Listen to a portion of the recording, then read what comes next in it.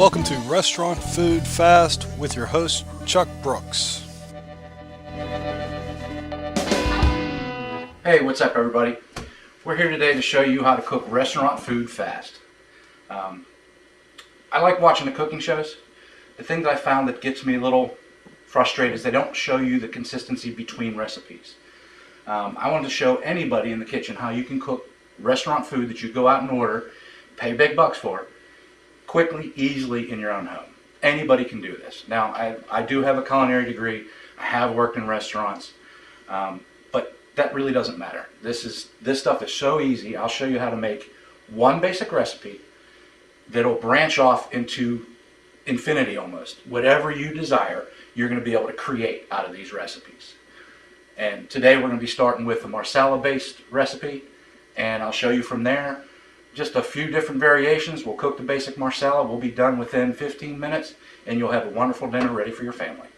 All right, these are your basic ingredients if you're going to start a Marsala. You got to have some mushrooms, chicken, just have a little bit of unseasoned flour on a plate, olive oil, doesn't matter. As you can see, I'm branding. It doesn't have to be expensive. I use a little bit of chicken broth. Now, to make Marsala, of course, you need Marsala. This stuff is real inexpensive. It's about $7 or $8 a bottle. You don't have to use Marsala. You can use whatever wine you have in the house. You can use whatever alcohol you want. It won't technically be Marsala. It'll do the same thing though. A little bit of salt and pepper. Non-stick pan. You can use Teflon if that's all you have. This is preferred because it's going to brown up on the bottom and you're going to be able to make a decent sauce out of it. And a knife. As long as it's not serrated, you're good. If you have serrated and that's all you have, hey, you're going to have to use it anyway. So who cares? It's your food, right? And that's pretty much it. That's all the ingredients. Here we go. This is the basic Marsala recipe. I'm going to take skinless boneless chicken breast frozen. You can buy them at any grocery store. It's like $10 for a pack of 8. Single meal, this will be plenty. Just take this, I'm going to fire it in the nuke for a couple minutes until it's partially thawed. So while that's going, I'm going to take my pan, set it over medium-high heat to get warmed up. Take a couple mushrooms. Don't need a whole bunch. Of course, if you double this recipe, triple this recipe, just add more ingredients. Goes without saying. Slice these down as thin or as big as you like.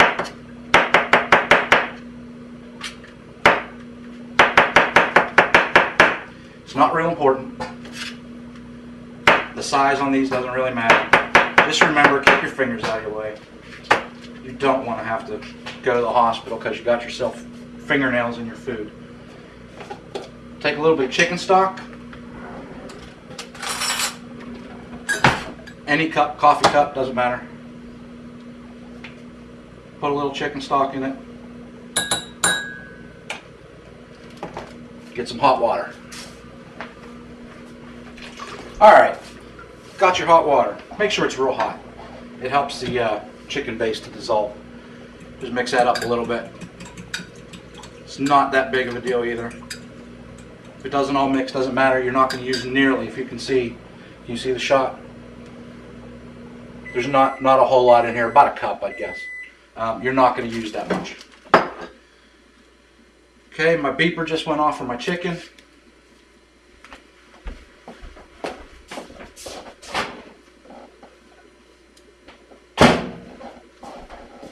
There you go. One nasty looking, partially thawed chicken breast. Center's still frozen, the outsides are done. That's why you don't like to cook chicken in a microwave.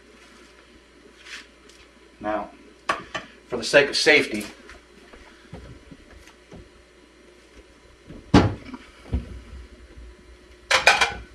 this is all going to be edited, I take.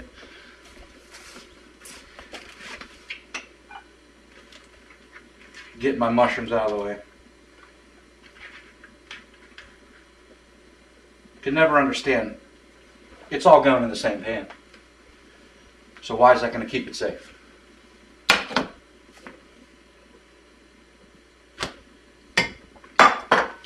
Take your chicken breast. I trim these up. I take this whole part. Don't like it, I get rid of it. There's usually a runner of fat on the side. I just take that off too. Don't like any of that. Now this is the part where a lot of people go, oh, I'm going to cut myself. It's not hard. Put your hand flat like that. Start getting a little cut. There. See? Scalp of chicken. Very easy. You do that a couple more times, you can have one chicken breast yield almost 9 pieces if you're really good at this. I'm not really good, but I can get a couple good pieces out of it.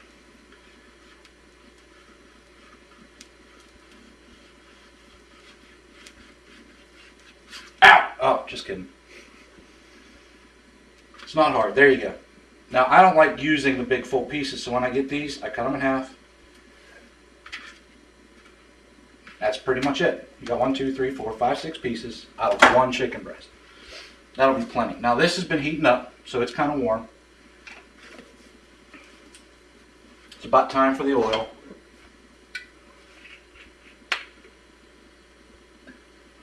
A little bit of olive oil on the bottom of the pan.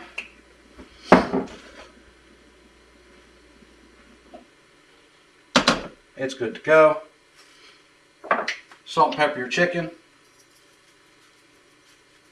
Again, not a big deal. Flip it over, you can do whatever you want. You see them on TV, they make sure they season both sides. I'm not worrying too much about it. Take a piece, dredge it in the flour. There you go. In the pan it goes. Nice little sizzle.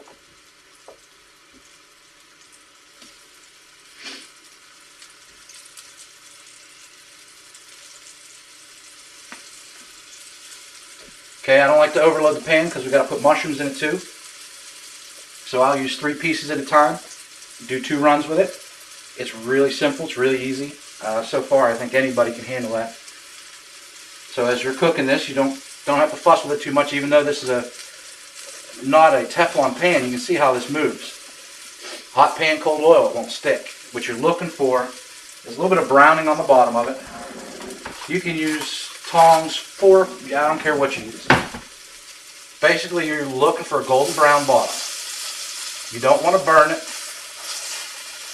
But what happens is the flour that you have with this oil is going to make a roux. All this little brown you see on the bottom, if you can see the pan, is going to make a roux. So when you add your other ingredients, it's going to make your sauce.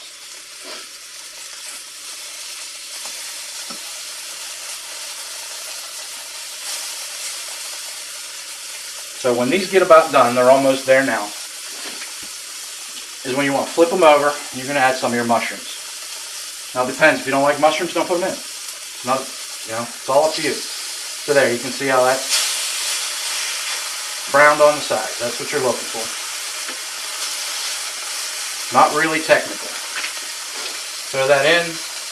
Throw a handful of mushrooms in with it. The other thing is you're not going to get burnt. I see everybody getting real skittish around the pan. The pan's hot, but you're not going to get, this isn't going to hurt you. You can reach in and grab and move things. Don't be nervous around your cooking stuff. You're not going to burn yourself. So again, you're waiting for this side to do the same thing the other side did. And as it's doing that, the mushrooms are going to cook a little bit. They're not going to cook too much until you put the liquid in. Once the liquid hits it, that's when you get most of your cooking done. For your mushrooms anyway. So let's take a look. Yeah, a little bit brown on the bottom there. That's not too bad. Looks good. So now is when you hit your Chicken Marsala. Or whatever else you use. It could be wine, could be port wine, could be, shoot, I've had this done vodka, I've had it done margarita. Watch the flare up. You don't want to catch yourself on fire. Particularly if you're using gas, you will get a flare up. Now, see how all that's gone? Still the smell of the Marsala with it. That's why I use a little bit of chicken stock. Classically, a lot of people don't. I find a lot of times just a little bit of chicken stock helps that make the world go round. Gives you a little bit of sauce, still gives you that Marsala taste, adds a little bit of flavor.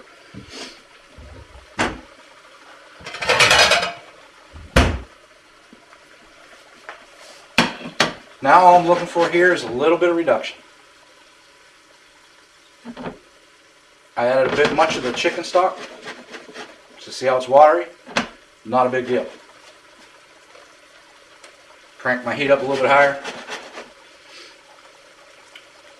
Let it cook. Now this is the point where when I added the Marsala and the mushrooms, this is where you can change your recipes. If you put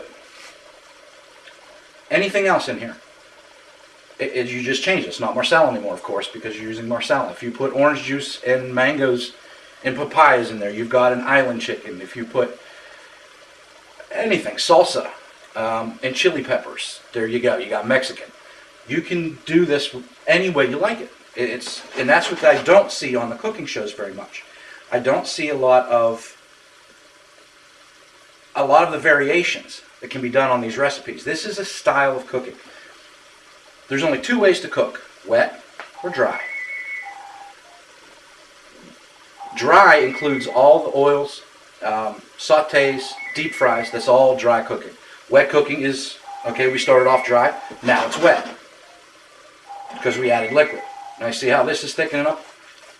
There you go. You've got a bit of a sauce left. You don't want Marsala to be too thin. You don't want it to be too thick, too heavy. So right there, that's it. And that's the color I'm looking for. So basically, onto a plate.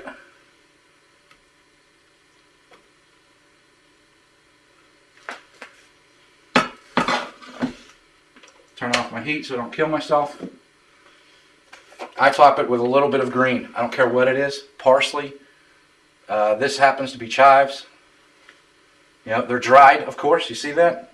You know, everybody don't know. No, use fresh. Fresh do taste better. But you know what? I don't have fresh herbs in my house. You know, if I'm making something special, I'll go buy them. But that's it. Chicken Marsala. How simple is that? Easiest thing in the world. Give it a shot and press your friends. There you go. That's a basic Marsala recipe.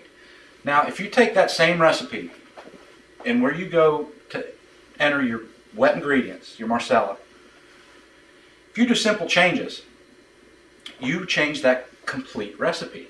And this is how easy it is to create something new when you're cooking.